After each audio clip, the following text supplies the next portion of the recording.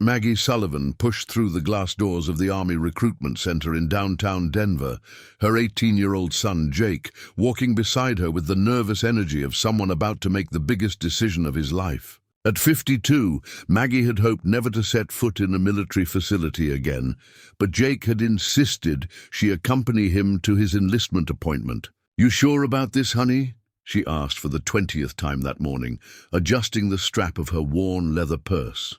27 years had passed since she'd left the military, and the familiar sounds, boots on linoleum, crisp voices, giving orders, the underlying tension of organized purpose, brought back memories she'd worked hard to bury. Jake nodded, his jaw set with determination that reminded Maggie painfully of his father. "Mom, we've been through this. I want to serve. I want to make a difference." The recruitment office buzzed with activity. Young men and women filled out paperwork while recruiters explained benefits and opportunities. Maggie found a seat near the back, content to remain invisible while Jake handled his business with Staff Sergeant Rodriguez, a kind-faced woman who seemed genuinely interested in matching recruits with appropriate career paths. "Jake Sullivan," Rodriguez read from his file. "Excellent grades, varsity wrestling, Eagle Scout. You'd be a strong candidate for officer training." She looked up at Jake with approval. "What made you decide to enlist?" Jake glanced back at his mother before answering. "My mom served, but she doesn't like to talk about it. I guess I want to understand what service means, maybe follow in her." Footsteps. Maggie's stomach tightened. She'd told Jake the basics, that she'd served in the Army for 8 years, reached the rank of captain, and left to raise him after his father died. What she hadn't told him was that her service record was classified at levels that most people didn't know existed. Rodriguez nodded approvatively. "Military families often produce the best soldiers. What was your mother's MOS, her job in the Army?" "Intelligence," Jake answered, and Maggie winced at how inadequate that single word was to describe what she'd actually done. "Mrs. Sullivan," Rodriguez called out, "would you mind joining us? Sometimes it helps when we can speak with former service members about their experiences."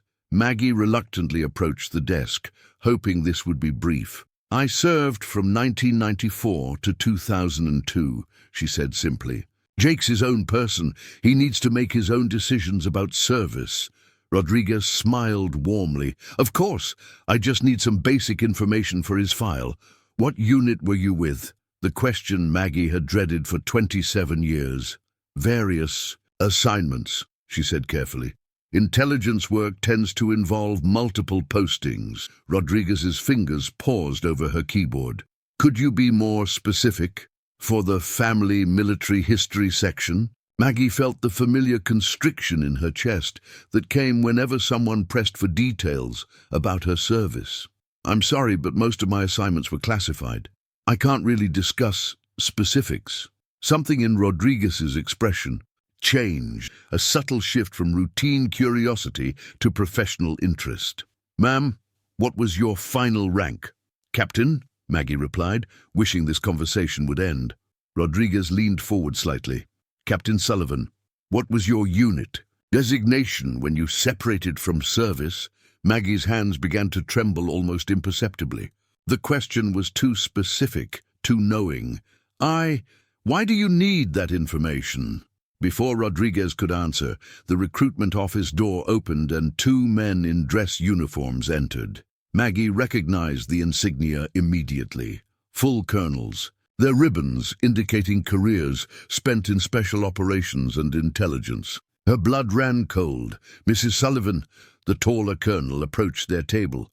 "Colonel James Mitchell, Army Intelligence. Could we speak with you privately?" Jake looked between his mother and the colonels with growing confusion. "What's going on? Is there a problem with my enlistment?" Colonel Mitchell's expression was grave but respectful. "Son, there's no problem with your enlistment, but we need to discuss something with your mother, something that's just been declassified." Maggie stood slowly, her legs feeling unsteady. After 27 years of civilian life, the military had found her again.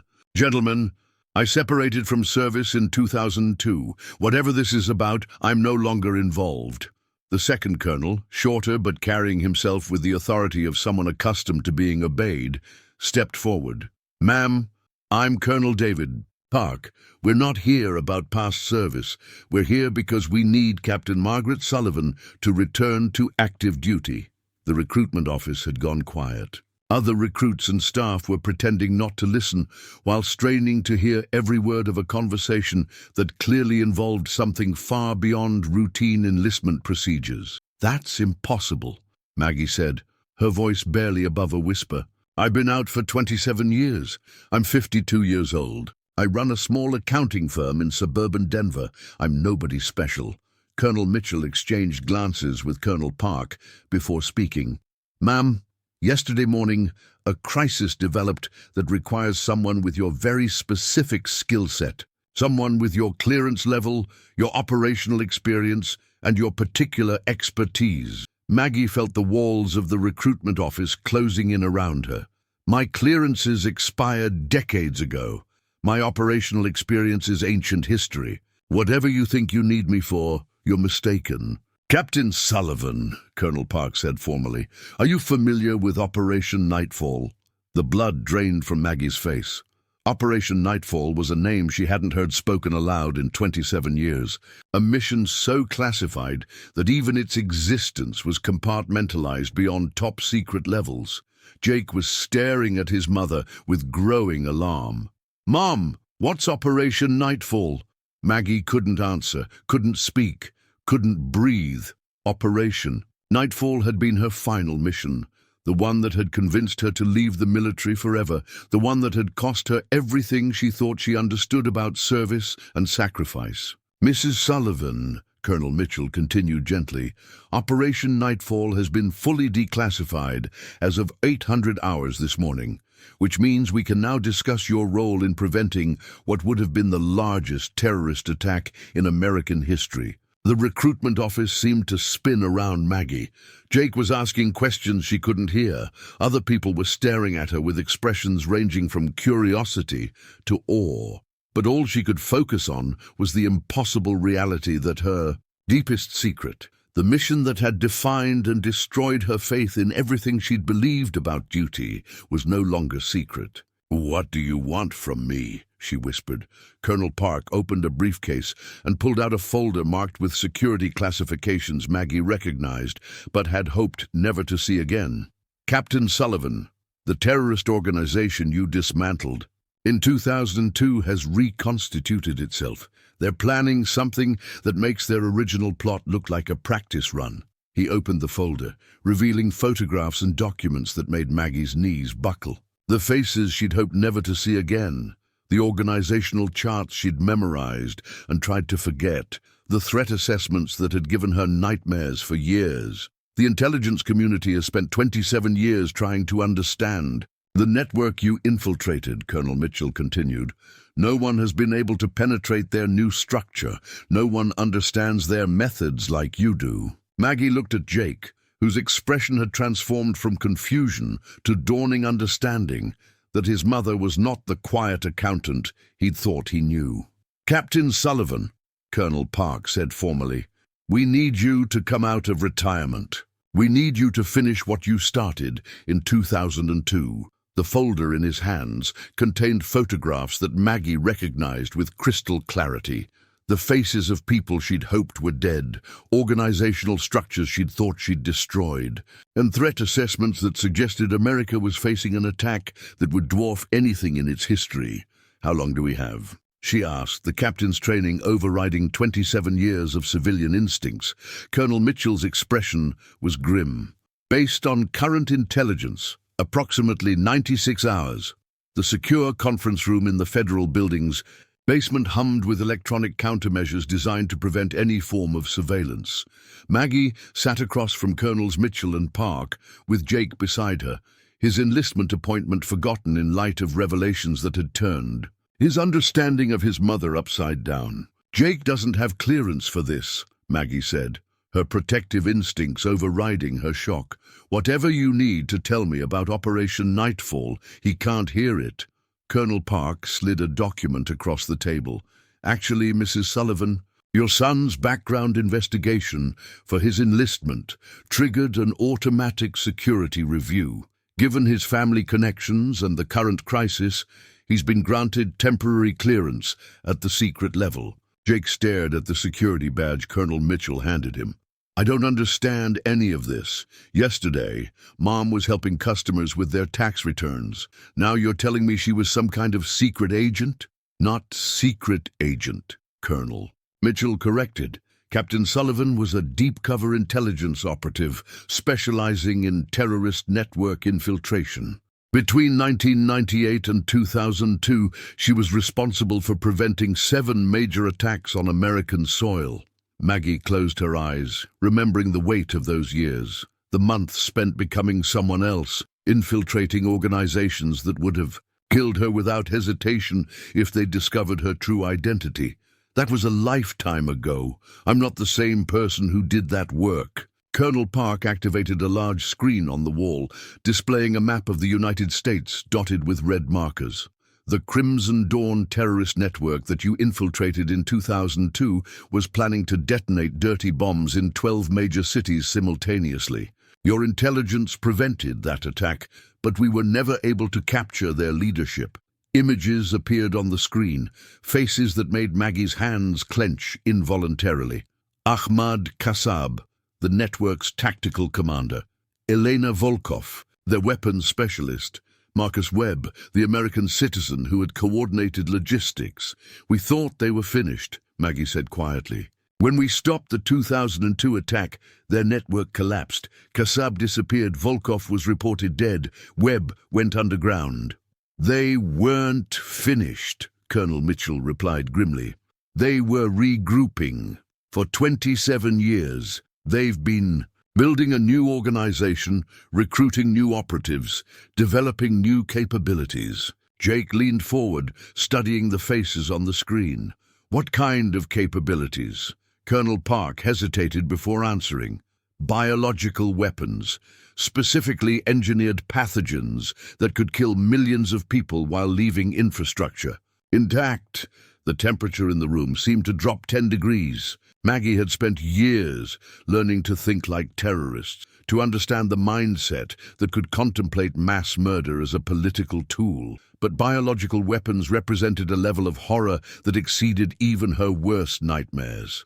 How do you know they're operational? She asked, her military training taking over despite her civilian instincts, screaming at her to walk away.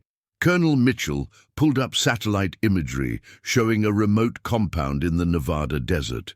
3 days ago, our surveillance satellites detected thermal signatures consistent with laboratory-level biological research at this facility.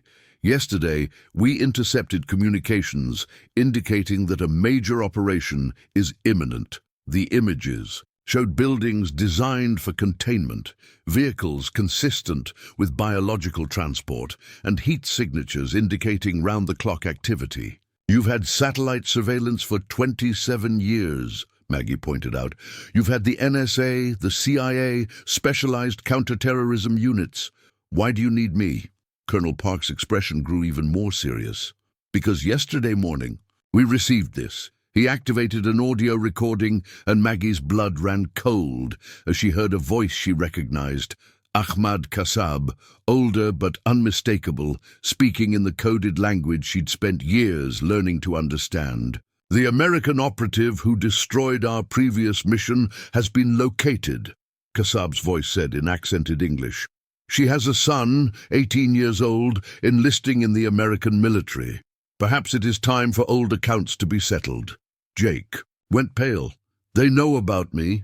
They know about both of you, Colonel Mitchell confirmed, which means that regardless of whether you agree to help us, you're both already targets. Maggie felt the familiar sensation of walls closing in, of choices being taken away by circumstances beyond her control. It was the same feeling that had driven her to leave the military in 2002, the understanding that some missions never truly ended. What exactly are you asking me to do? She said. Colonel Park pulled up architectural plans showing the interior layout of the Nevada compound. We need you to infiltrate their organization again, to get close enough to their leadership to understand their timeline, their targets, and their capabilities. That's impossible, Maggie protested. I'm 27 years older. They know my face, my identity, my methods.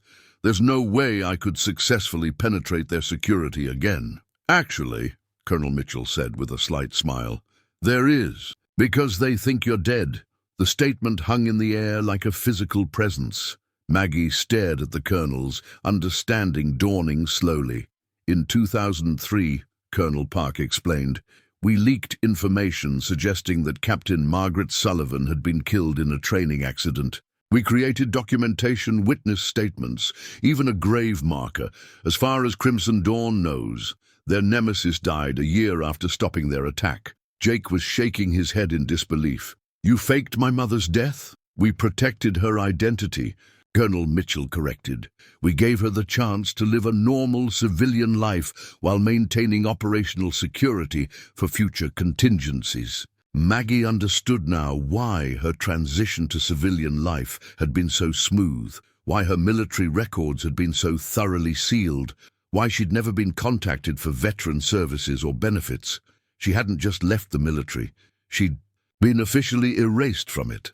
The beauty of the situation, Colonel Park continued, is that you can approach them as someone completely new. Margaret Sullivan is dead, but Maggie Sullivan, accountant from Denver, could be exactly the kind of recruit they're looking for. Recruit for what? Jake asked. Colonel Mitchell pulled up financial records showing complex money trails.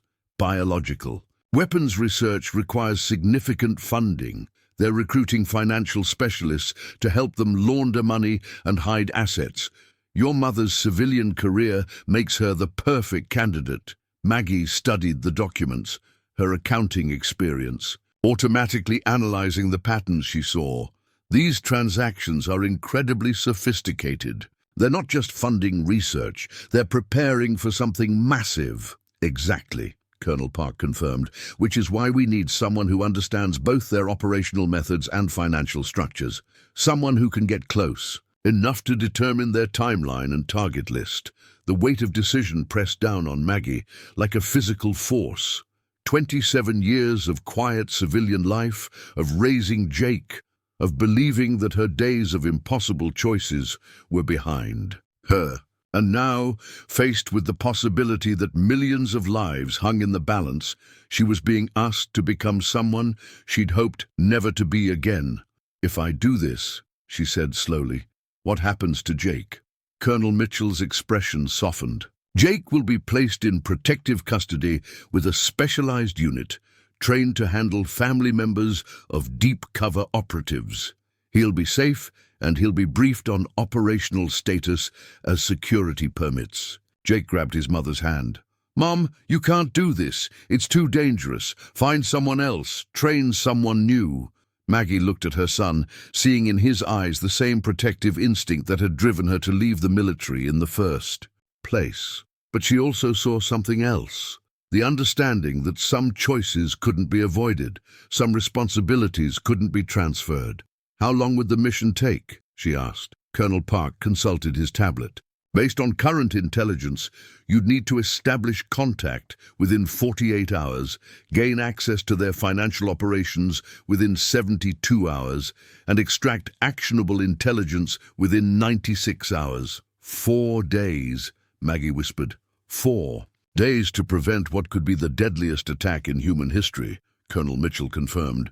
The secure conference room fell silent as Maggie weighed a decision that would determine not just her own fate, but potentially the lives of millions of Americans. Through the reinforced windows, she could see Denver's skyline, the city where she'd built a quiet life, where Jake had grown up believing his mother was nothing more dangerous than a small business owner with a talent for numbers. I need to understand something, Maggie said finally. In 2002, when I infiltrated Crimson Dawn the first time, I was a trained operative with full military support, backup teams, and extraction protocols.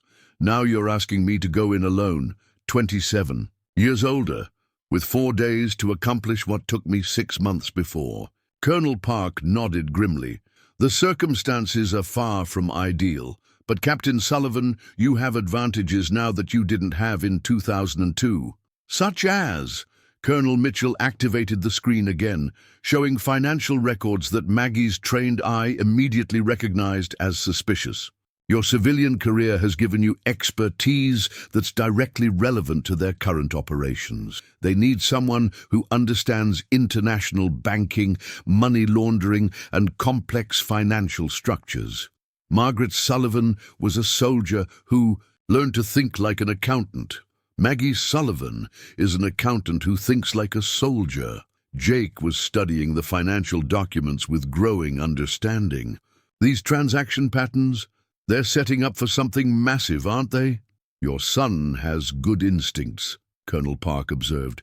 The financial preparation we're seeing suggests an operation requiring hundreds of millions of dollars in coordination. Not just weapon development, but deployment, logistics, and escape planning. Maggie stood and began pacing, her mind automatically shifting into the analytical mode that had kept her alive during her years undercover. If they're recruiting financial specialists now, that means they're in the final phase of preparation. They wouldn't risk exposure unless they were almost ready to execute, which is why the 96-hour timeline isn't arbitrary. Colonel Mitchell confirmed. Our intelligence suggests they're planning to deploy within the week. The magnitude of the threat began to settle over Maggie, like a weight she'd hoped never to carry again. In 2002, she'd spent months learning to think like a terrorist, to understand the mindset that could justify mass murder.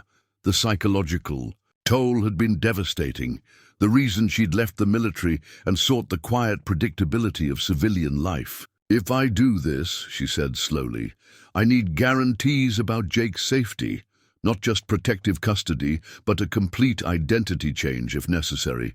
If this goes wrong, if they discover who I really am, they'll target him to get to me. Colonel Park opened another folder. We've prepared contingency plans for complete relocation and identity protection. Jake would be moved to a secure facility, given a new identity, and relocated anywhere in the world he chooses. Jake stood up abruptly. Stop talking about me like, I'm not here. I'm 18 years old. I'm not a child. If Mom does this, I want to be part of the mission. Absolutely not, Maggie said firmly. Jake, you don't understand what this kind of work involves. The psychological cost, the moral compromises, the constant danger. I understand that my mother is being asked to risk her life to save millions of people, Jake replied with a maturity that caught Maggie off guard. I understand that she's spent my entire life protecting me from the truth about who she really is, and I understand that I'm not going to hide in some safe house while she faces this alone. Colonel Mitchell looked between mother and son with professional assessment. Jake, what exactly are you proposing? I want to enlist immediately. I want to be part of the support team for this operation. I want to help protect my mother while she's protecting everyone else. Maggie felt her heart constrict. Jake, military training takes months. You can't just... Actually, Colonel Park interrupted. Given the circumstances and his family background, we could expedite his enlistment and assign him to intelligence support. He wouldn't be in the field, but he could monitor communications, analyze data, and coordinate with the support team. He has no training, Maggie protested. He has 18 years of training, Jake said quietly. 18 years of watching you. You think through problems, analyze situations, and make decisions under pressure. You taught me more about intelligence work than you realize. Colonel Mitchell was studying Jake with growing interest. Son, do you understand what you're volunteering for? Intelligence support for deep cover operations involves working 18-hour days, processing information that could mean life or death for operatives in the field, and maintaining operational security under extreme stress. Jake met his gaze steadily. Sir, I understand that my mother has spent 27 years trying to give me a normal life. Now it's my turn to help her save other people's normal lives. Maggie looked at her son, really looked at him, and saw not the boy she'd been protecting, but the man he'd become. The same determination that had driven her to volunteer for the most dangerous assignments. The same sense of duty that had made her willing to sacrifice everything for people she'd never meet. "The family that serves together," Colonel Park said, quietly, "often serves most effectively. Your knowledge of each other, your communication patterns, your mutual trust, those are advantages that can't be replicated with strangers." Maggie closed her eyes, feeling the weight of decision pressing down on her. Every instinct screamed at her to protect Jake, to keep him away from the darkness she'd spent years trying to forget. But another part of her, the part that had volunteered for impossible missions because someone had to, recognized that Jake was no longer hers to protect. He was a man making his own choices about service and sacrifice. "If we do this," she said finally, "we do it right. Full briefings, complete operational support, and extraction protocols that prioritize mission success over individual safety." "Colonel." Mitchell smiled for the first time since entering the recruitment office. "Captain Sullivan, welcome back to active duty." But as Maggie shook hands with the colonels, accepting a mission that would require her to become someone she'd hoped never to be again, she caught Jake's expression in her peripheral vision. The look of pride mixed with determination that reminded her painfully of his father, the soldier who had died believing that some things were worth any sacrifice. "When do we start?" Jake asked.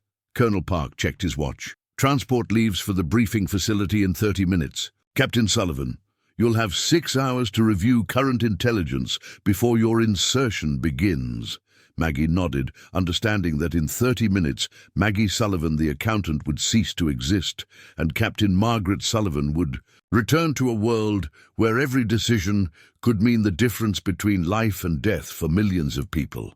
But this time, she wouldn't be facing that world alone. The Nevada desert stretched endlessly in all directions as Maggie approached the Crimson Dawn compound in a rented sedan, her new identity documents identifying her as Michelle Stevens, a financial consultant with a specialty in international money laundering. The transformation from suburban accountant to terrorist recruit had taken 18 hours of intensive preparation. New documentation, memorized backstory, and the psychological adjustment to becoming someone willing to facilitate mass murder. "In for money." In her earpiece, barely audible, Jake's voice provided constant updates from the support facility 50 miles away. Thermal imaging shows 43 individuals in the compound, concentrated in the main laboratory building and administrative center. No unusual activity detected. Maggie's chest tightened with pride and fear, hearing her son's professional tone. In 18 hours, he'd absorbed enough intelligence training to serve as her primary communications link, a testament to natural ability that reminded her painfully of his father. The compound gate was manned by 2 guards who looked more like corporate security than terrorist operatives. The evolution of Crimson Dawn from the crude organization she'd infiltrated in 2002 was immediately apparent. Professional appearance, sophisticated technology, and the kind of operational security that came from years of careful planning. "Michelle Stevens for Dr. Volkov," Maggie announced, using the cover identity that had taken her team 6 hours to establish in their financial databases. One guard checked a tablet while the other scanned Maggie's forged credentials. The ease with which they accepted her documents suggested either exceptional confidence in their recruitment process or a level of desperation that made them willing to take risks. "Dr. Volkov is expecting you in Building C," the guard said, returning her identification. "Follow the main road, second left." As Maggie drove through the compound, she mentally catalogued everything she observed. Solar panels and wind generators suggesting energy independence, multiple satellite dishes indicating sophisticated communications capability, buildings designed for biological containment with specialized ventilation systems. This wasn't the makeshift operation she'd encountered 27 years earlier. This was a fully developed research and operational facility. "Mom," Jake's voice whispered in her earpiece, "satellite surveillance shows 3 vehicles arriving." At the compound entrance, Unknown occupants, but thermal signatures suggest armed personnel. Maggie's pulse quickened. Additional security could mean anything from routine shift changes to preparation for the final phase of their operation. She parked outside Building C and checked her weapon. A ceramic pistol that wouldn't trigger metal detectors, loaded with ammunition designed to incapacitate rather than kill. Information was more valuable than bodies. Dr. Elena Volkov was waiting in a sterile conference room that looked more like a corporate boardroom than a terrorist planning center. At 68, she had aged into the kind of dignified appearance that could belong to any university professor or research administrator. Only her eyes, cold, calculating, and utterly without conscience, revealed the mind capable of engineering. Biological weapons designed to kill millions. "Mrs. Stevens," Volkov greeted her with a slight Russian accent, "your reputation for creative financial solutions precedes you. Please, sit."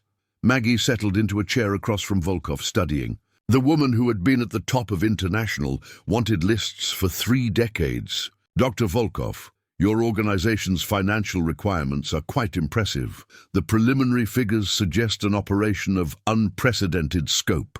Volkov smiled with the satisfaction of someone discussing a favorite project. "Miss Stevens, we are planning to reshape the geopolitical landscape of North America. Such ambitions require proportional resources." Through her earpiece, Maggie heard Jake's sharp intake of breath. She kept her expression neutral while processing the implications of Volkov's statement. Not just an attack on American targets, but something that would affect the entire continent. "The financial structures you've described," Maggie continued, "suggest deployment across multiple countries simultaneously, Canada and Mexico as well as the United States." "Very perceptive," Volkov nodded approvingly. "Most financial consultants think in terms of single-nation operations. You understand the complexity of coordinated continental deployment." Maggie felt her blood run cold. Biological weapons deployed across 3 countries simultaneously would overwhelm any possible medical response, creating a cascade of death that could kill tens of millions before effective countermeasures could be implemented. The timeline for such coordination must be extremely tight, Maggie observed, fishing for operational details. Volkov activated a tablet and showed Maggie financial projections that made her stomach lurch. "Deployment begins in 68 hours. By this time Friday, the first phase will be complete." "Jake," Maggie subvocalized, knowing her son could hear her through the throat microphone. "Did you catch that timeline?" "Confirmed," Jake's voice replied, forwarding to command immediately. Volkov was studying Maggie with professional interest. "Miss Stevens, your background indicates experience with crisis financial management. How quickly can you establish clean money trails for post-deployment?" "Operations." The question revealed crucial intelligence about their escape planning. Volkov was already thinking beyond the attack, confident enough in their success to worry about financial security afterward. "Post-deployment complexity depends on the scope of operational disruption," Maggie replied carefully. "If we're discussing continental-level economic chaos, traditional banking systems may be non-functional." "Precisely why we need someone with your expertise," Volkov agreed. "Cryptocurrency, precious metals, and offshore accounts that will remain functional regardless of governmental collapse." Through her earpiece, Maggie heard Jake's typing as he recorded every detail of the conversation. The scope of Crimson Dawn's planning was becoming clear, not just an attack, but the complete destruction of North American governmental and economic systems. "I'll need access to your current financial records," Maggie said, "to understand the existing structure before recommending modifications." Volkov hesitated for the first time. "Miss Stevens, our operational security requires extreme compartmentalization. Financial access is granted only to verified personnel." "Of course," Maggie agreed. "What verification process did you have in mind?" Instead of answering, Volkov activated an intercom. "Ahmad, please join us in conference room C." Maggie's heart stopped. Ahmad Kasab, the tactical commander she'd spent months hunting in 2002, the man whose operational methods she'd memorized, whose voice she'd heard in her nightmares for years. If anyone could recognize her despite the careful alterations to her appearance, it would be Kasab. The door opened, and Ahmad Kasab entered. Older, grayer, but unmistakably the terrorist leader who had planned to detonate dirty bombs in 12 American cities. His eyes swept the room and settled on Maggie with professional assessment. "Ms. Stevens," Volkov said, "this is Ahmad Kasab, our operations coordinator. Ahmad, Ms. Stevens will be handling our post-deployment financial security."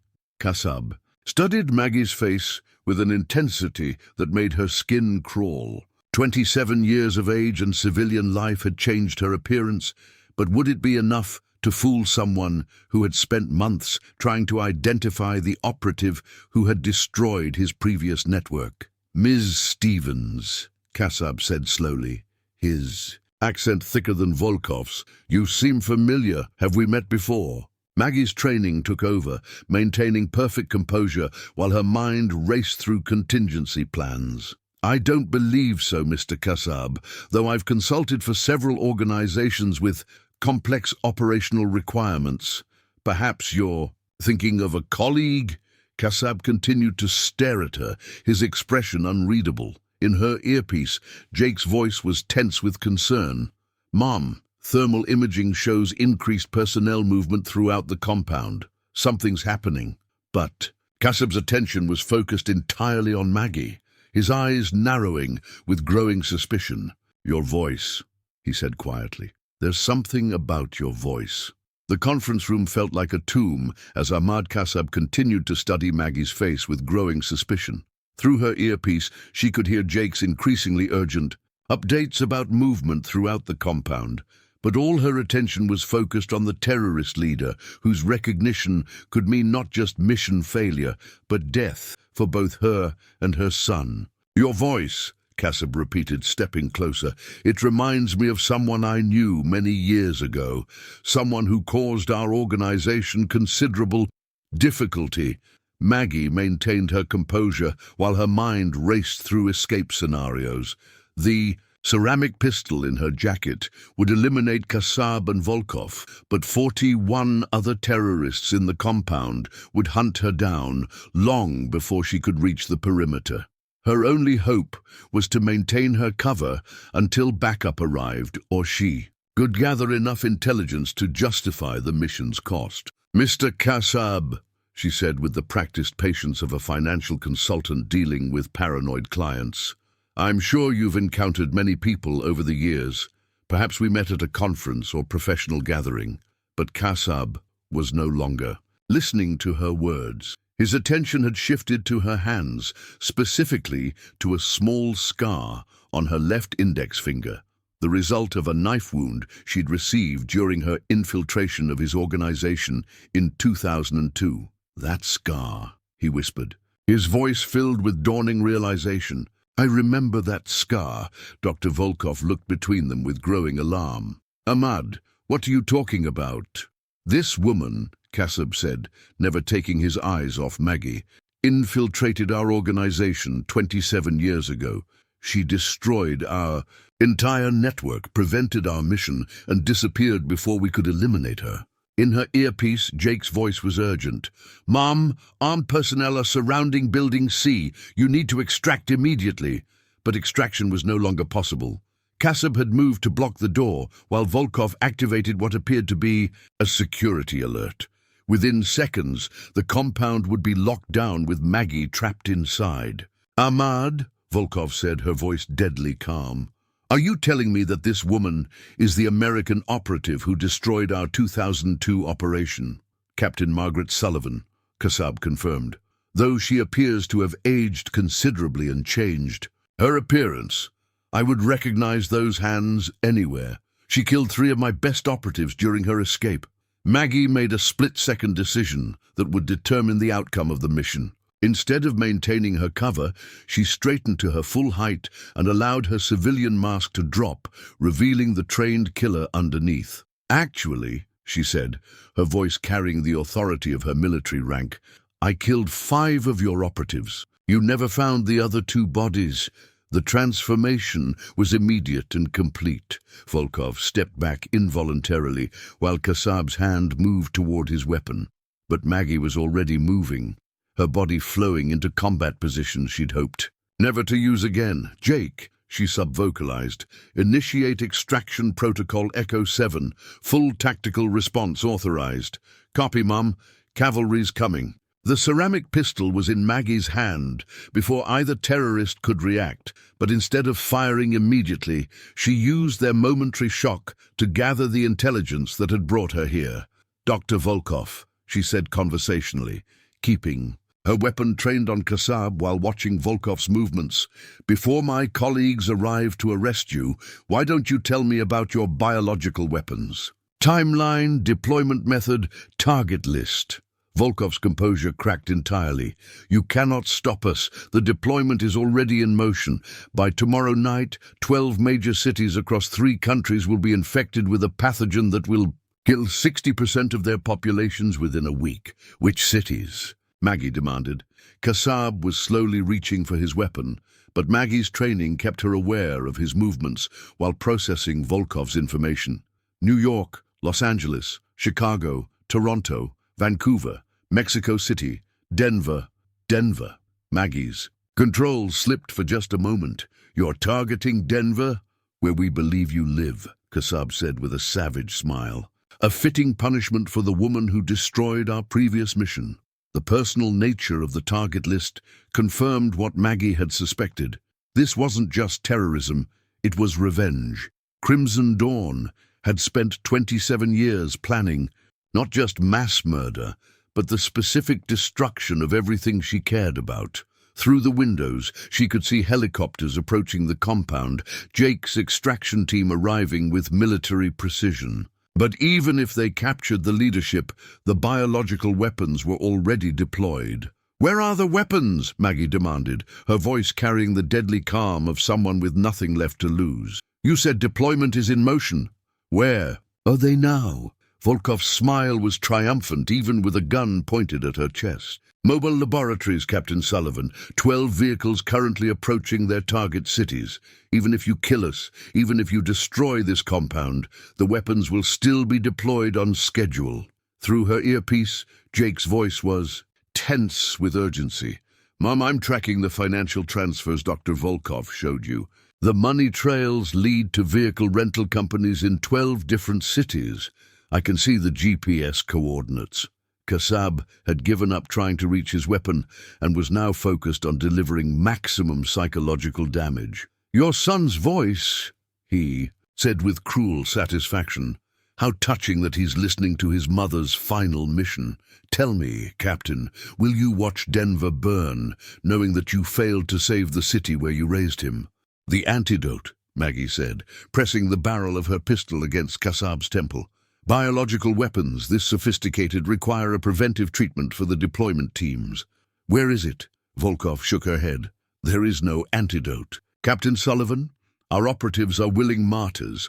They will die with their targets, ensuring that no one survives to develop countermeasures." The helicopters were landing outside now, their rotor wash rattling the windows of Building C, but Maggie's mind was focused on a more immediate problem. 12 mobile laboratories approaching 12 cities, carrying biological weapons that could kill tens of millions of people. "Jake," she sub-vocalized, "I need you to contact CDC, WHO, and every major hospital system in those 12 cities. Emergency biological contamination protocols, immediate quarantine procedures, and mobilization of every available medical countermeasure." "Already on it, Mom." But Jake's voice carried a note of desperation. "The medical response teams say they need at least 12 hours to establish effective quarantine protocols. If these weapons deploy in the next 6 hours, they won't." Maggie interrupted, an idea forming that was both brilliant and terrifying. "Jake, I need you to access the compound's computer systems. If this is a coordinated deployment, there has to be a central control mechanism." Kassab was watching her with growing unease. "What are you planning, Captain?" Instead of answering, Maggie moved to Volkov's tablet, keeping her weapon trained on both terrorists while accessing the financial system she'd been studying. Dr. Volkov, your operational security has one weakness. You needed centralized financial control to coordinate this operation, which means you needed centralized operational control as well. Her fingers flew across the tablet's interface, using her accounting expertise to trace financial connections that revealed operational relationships. Every mobile laboratory, every deployment team, every logistical element of the operation was connected through the financial network she was now accessing. Jake, I'm uploading the complete financial database. Can you trace the operational connections? Working on it, Mom. I can see... Wait, there's something here. A master control system that's managing all 12 deployments simultaneously. Through the windows, she could see tactical teams moving through the compound, methodically clearing buildings and securing personnel. But the real battle was being fought in cyberspace, where Jake's fingers raced across keyboards to prevent the deadliest terrorist attack in human history. Got it. Jake's voice was tight with concentration. The master control is located right there in the compound, Building A. If I can access it remotely, I can abort all 12 deployments simultaneously. Volkov was staring at the tablet in horror, understanding that her life's work was about to be undone by the son of the woman who had destroyed her previous operation. You cannot stop what has already begun. The deployment teams have their orders. Even if you disable the control system, the deployment teams are following automated GPS guidance, Maggie interrupted, her understanding of the operation crystallizing. Without the master control system, they'll have no targets, no timing, and no coordination. Kassab made a desperate lunge for the emergency alert button on the wall, but Maggie's reflexes were faster. The ceramic bullet caught him in the shoulder, spinning him away from the controls and sending him crashing into the conference table. Jake, do it now. Through her earpiece, she could hear the rapid clicking of keyboards as her son worked to hack into systems that could save millions of lives. The weight of the moment pressed down on her like a physical force. 18 years of protecting Jake from the darkness of her past, only to have him become the key to preventing an unimaginable future. I'm in, Jake announced, his voice filled with grim satisfaction.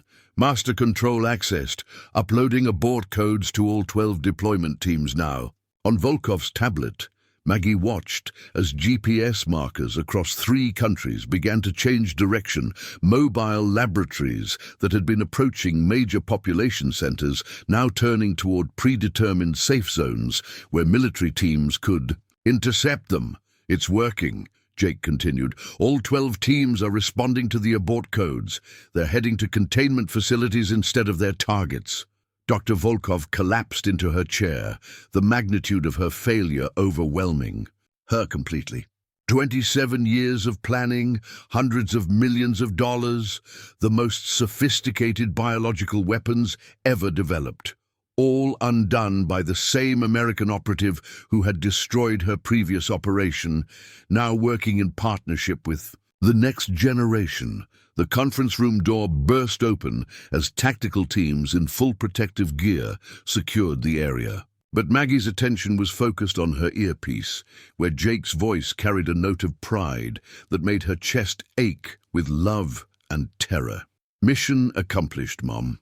All deployment teams secured, all biological agents contained. Estimated. Casualties, 0.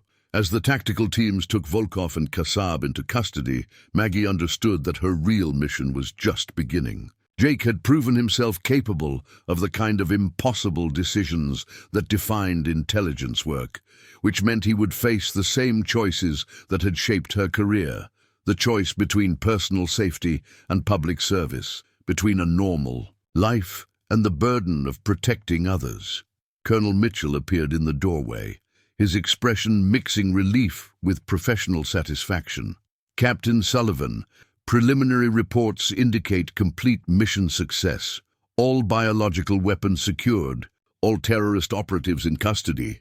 But Maggie was thinking about Jake, about the 18-year-old who had just saved millions of lives and would never be able to return to the simple certainty of civilian life. "Colonel," she said quietly, "I want to discuss my son's future in intelligence work. He's earned the right to make that choice himself." Through her earpiece, Jake's voice carried a tone she recognized from her own early military career, the mixture of pride, exhaustion, and understanding that came with successful completion of an impossible mission, Mom, he said softly. "I think I'm beginning to understand what service really means."